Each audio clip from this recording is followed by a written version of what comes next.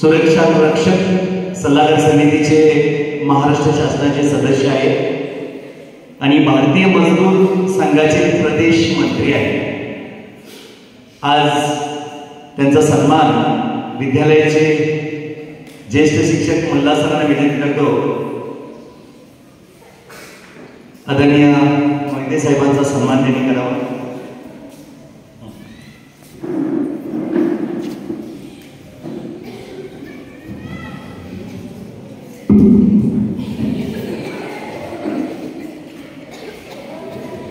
राजकारणापेक्षा समाजकार्यात मोहिते साहेब सामाजिक कार्यकर्ते म्हणून त्यांची ओळख या परिसरात आहेच। आदरणीय विशालजी मोहिते साहेबांना मी विनंती करतो की त्यांनी या जनजागृती कार्यक्रमाला सुरुवात करावी।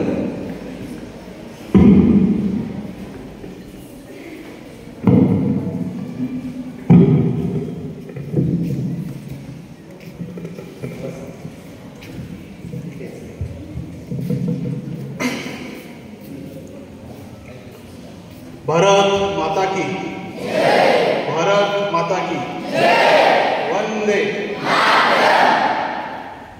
आज आपल्या शाळेमध्ये संविधानाला म्हणजे आपल्या भारतीय संविधानाला 75 वर्ष पूर्ण झाल्याबद्दल आपल्या समोर संविधानाची थोडक्यात माहिती, संविधानाचं असलेलं महत्त्व आणि संविधान का गरजेचं आहे यासाठी आपल्यासमोर काही सादरीकरण करणार आहे। आपला सगळ्यांना माहिती आहे की आपल्या देशाचे पंतप्रधान कोण आहेत? राष्ट्रपती कोण आहेत? नरेंद्र मोदी ह्यांची पार्श्वभूमी अतिशय श्रीमंत वगैरे होते का हो? द्रौपदी मुर्मू याची पण पार्श्वभूमी अतिशय श्रीमंत घरातले होते का? म्हणजे ते अतिशय सामान्य घरातले होते। सामान्य घरात असूनही आज ते देशाच्या सर्वोच्च पदावरती आहेत। म्हणजे सामान्य घरातील व्यक्ती देशाच्या सर्वोच्च पदावरती जाते, बरोबर की नाही? आणि देशाच्या सर्वोच्च पदावरती जाण्यासाठी पैसा किंवा प्रतिष्ठा किंवा गडगंज संपत्ती गरजेची आहे का हो? बर त्यांना राष्ट्रपती व पंतप्रधान व्हायचं असेल तर ते कोणी केलंय हो त्यांना? एक्झॅक्टली जनतेने केलंय। पण जनतेने केलंय, पण ते कुठल्या माध्यमातून केलंय? कुठल्या माध्यमातून केलंय? कोणतं माध्यम? व्हेरी गुड, मतदानाचं। बरे, मतदानाचं माध्यम जे आहे लिहिलं कुठे? जोरात। एक्झॅक्टली, हे लिहिलंय भारतीय संविधानामध्ये। म्हणजे थोडक्यात भारतीय संविधान दुसरं तिसरं काही नाही, सोप्या शब्दात आपला देश कसा चालावा, कसा चालवावा, कोणत्या पद्धतीने देशामध्ये कायदे असावे, या देशामध्ये काय असावं, नागरिकांचे मूलभूत हक्क काय आहेत, कर्तव्य काय आहे आणि कशा प्रकारे राज्याने केंद्राने कारभार करायचा अशी नियमावली। जशी आपण शाळेमध्ये येतो, शाळेमध्ये येतो ना सगळे, आल्यानंतर एक नियमावली असते, सकाळी प्रार्थना म्हणायची असते, त्यानंतर आपले वर्ग असतात, पहिली तासिका, दुसरी तासिका, तिसरी तासिका, नंतर मधली सुट्टी असते, नंतर काही ब्रेक असेल, त्यानंतर आपल्या शाळेची सुट्टी होते। असा ठोकळ एक प्रोग्राम शाळेचा ठरलेला असतो आणि हा ठरलेला प्रोग्राम म्हणजेच एक प्रकारचं शाळेचं संविधान असतं।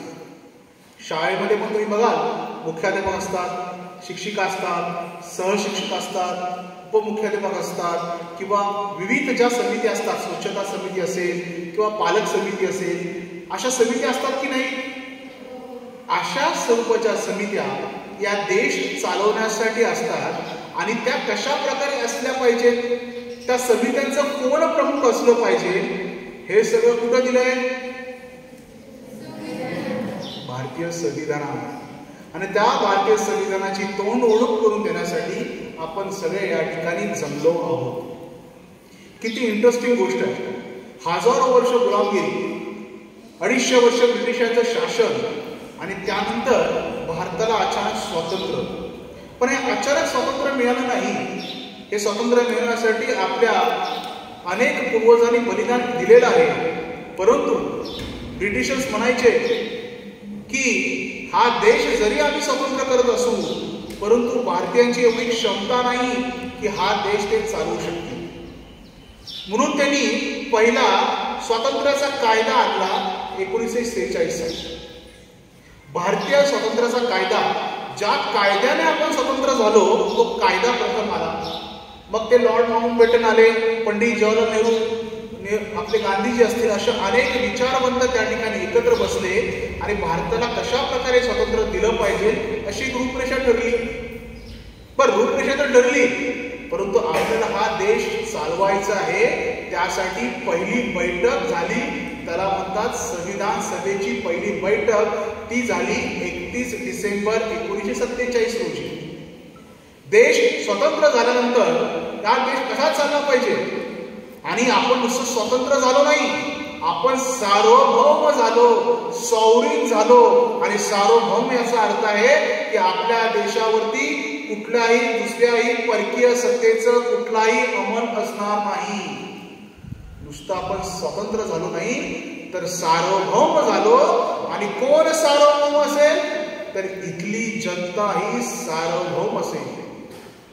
पूर्वीच्या काळी राजा हा सार्वभौम असायचा, राजाला चॅलेंज नसायचं.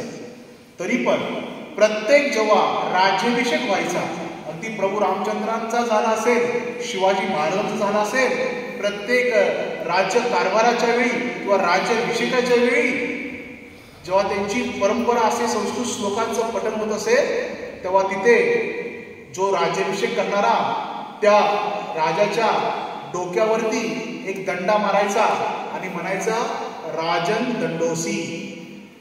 म्हणजे जरी तुम्ही राज्यकारभार करत असाल, पण शेवटी राजालाही दंड करण्याचा अधिकार जनतेला असतो.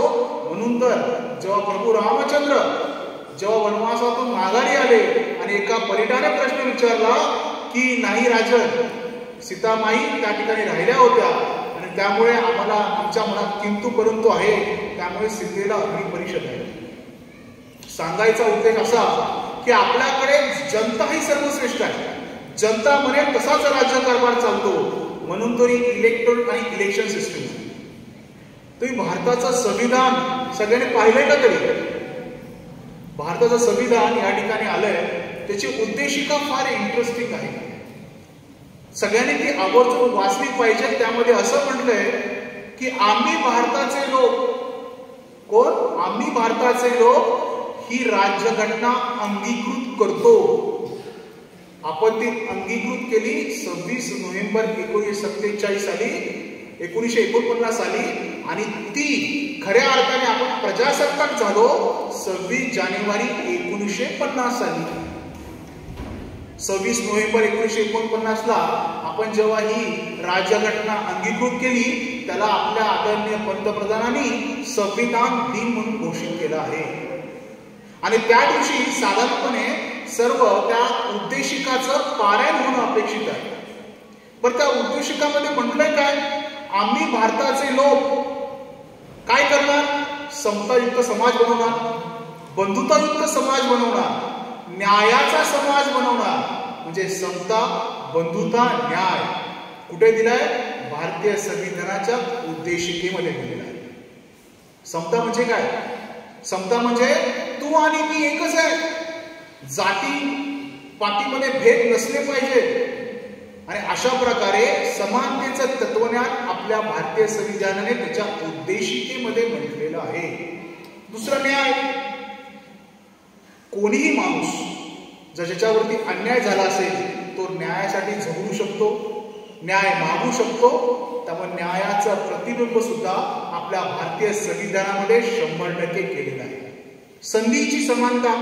संधीची समानता म्हणजे काय की ज्या लोकांना संधी मिळत नाहीये त्यांना संधी मिळवून दिल्या पाहिजे आणि ज्यांना संधी हवी आहे समानतेसाठी त्या समानतेसाठी प्रयत्न केला पाहिजे. त्यामुळे संधीची समानता, न्याय आणि समता आणि नंतर बंधुता. आपण म्हणतो ना की आम्ही सारे भारतीय आहोत, आपण सारे बांधव आहोत. हे कशावर आलं की बांधव म्हणजे आपण सगळे बंधू आहोत, आपण या भारत मातेची लेकरं आहोत. त्यामुळे आपण एकमेकाचे नातं काय आपलं तर बंधुत्वाचं नातं आहे. हे कुठे दिलंय? हे भारतीय संविधानामध्ये दिलं. त्यामुळे भारतीय संविधानाची उद्देशिका फार महत्वाची आहे. समता, न्याय, बंधुता बरोबर संधीची आणि दर्जाची समानता ते सांगतंय. त्यामुळे आपण आज जो काही देशाचा राजवाडा चालू आहे तो भारतीय संविधानावरती चालू आहे. कारण त्याची शेवटची लाईन फार इंटरेस्टिंग आहे.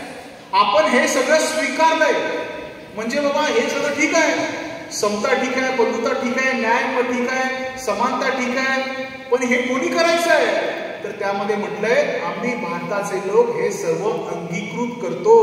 म्हणजे ह्याचं सर्व पालन कोणी करायचं आहे?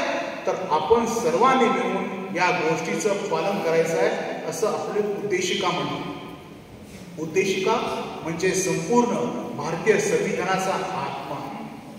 भारतीय संविधान जेव्हा उघडता तो पहिलं सेक्शन येतं, पहिलं कलम येतं, पहिलं आर्टिकल येतं. त्या आर्टिकलमध्ये असं म्हटलंय की भारत म्हणजे काय, भारताचा भूभाग किती आहे, त्याची जॉग्राफिकल स्ट्रेंथ आणि रचना त्यामध्ये दिलेली आहे. आणि आपल्याला माहिती आहे 370 कलम रद्द झाल्यामुळे, आज 370 कलम रद्द झाल्यामुळे जम्मू काश्मीर ही आपला अविभाज्य अंग होता आणि त्याला शिक्कामोर्तब झालेला आहे. कलम आर्टिकल 14 जे ते काय म्हणतात? Right of equality. सगळे आपण समान आहोत, आपल्यामध्ये भेद नाही आणि भेद करता येत नाही. मग तो जातीच्या आधारावरती असेल, रंगाच्या आधारावरती असेल, अगदी तुझा कुठं जन्म झालाय त्या आधारावरती तुम्ही भेद करू शकत नाही. कुठलाही मनुष्य कुठेही जाऊन व्यवसाय करू शकतो.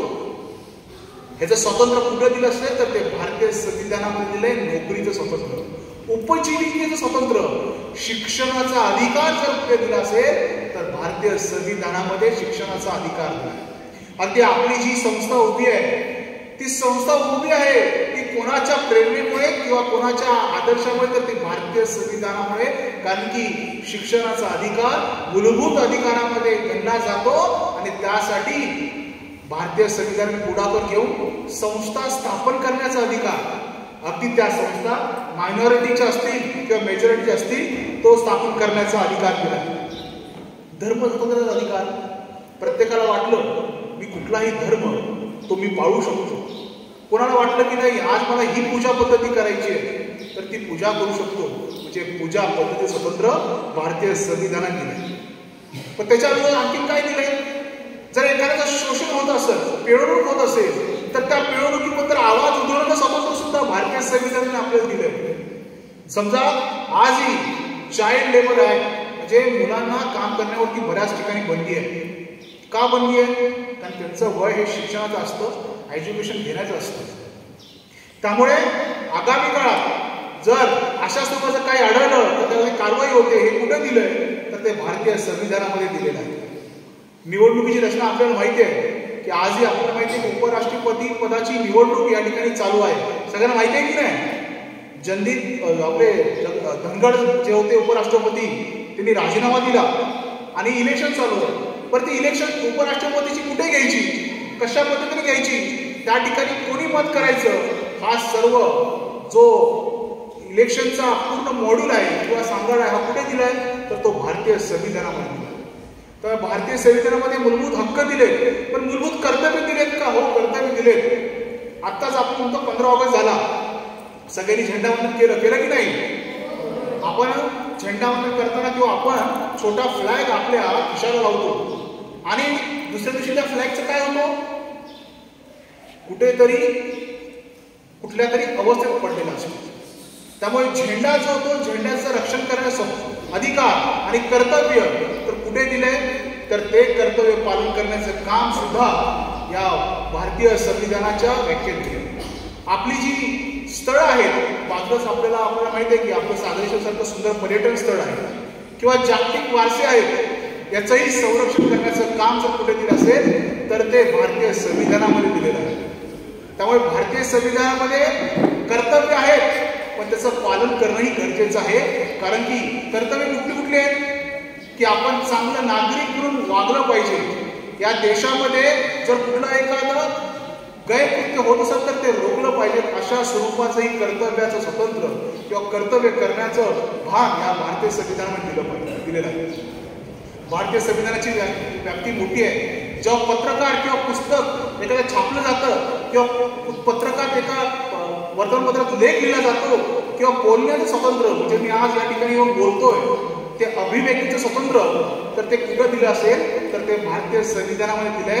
प्रत्येकाला बोलण्याचं स्वातंत्र्य दिलंय, प्रत्येकाला व्यक्त होण्याचं स्वातंत्र्य दिलंय. यालाच असं म्हणतो आपण अभिव्यक्तीचं स्वातंत्र्य कुठे दिलं असेल तर ते भारतीय संविधानामध्ये दिलंय.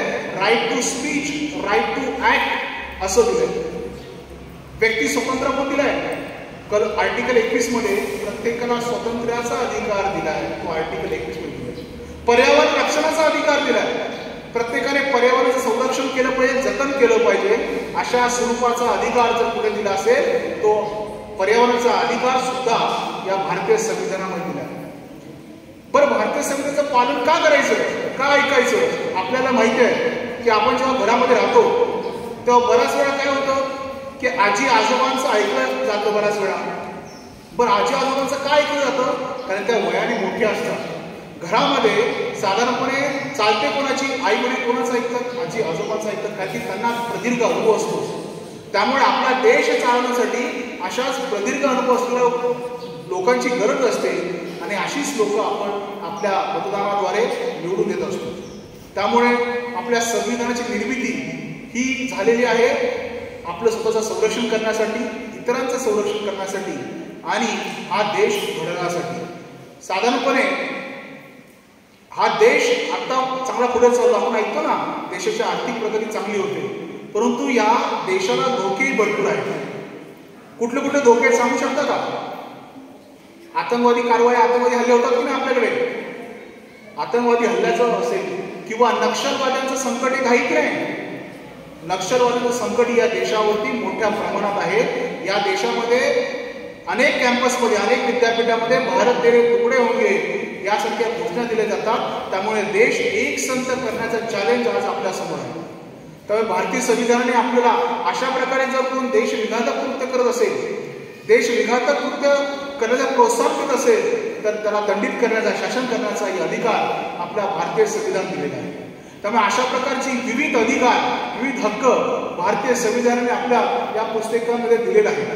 आणि आता तुम्हाला एक प्रश्नावली सुद्धा भरायला सांगणार आहे की भारतीय संविधानामध्ये आपल्याला काय वाटतं, भारतीय संविधान म्हणजे काय, आणि त्या प्रश्नावली आपण ती भरून आपल्या शिक्षकांकडे द्यायची आहे.